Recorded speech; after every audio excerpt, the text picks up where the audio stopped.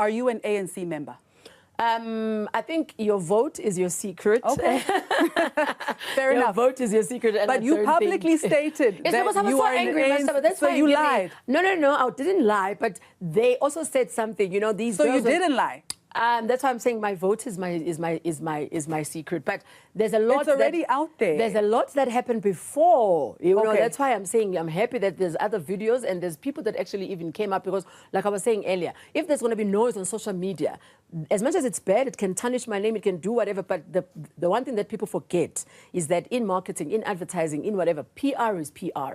You know, whether it's good or bad, it's PR. I think I remember. So do you think this is good, or do you think that this is bad Of PR? course it's bad, but the thing is that, like, at the end of the day, it doesn't matter, bad or good, it's public relations. Doesn't matter. No, when it gets to this level, So public where PR they've tarnished, for who?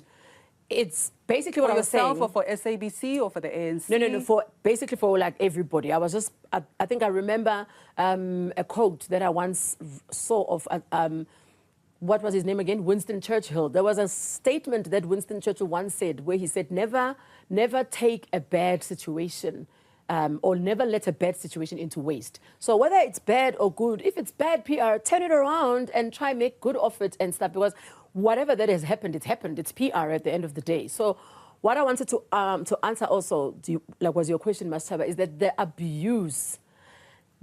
abuse mentally, emotionally, everything that just happened on social media without verification. Which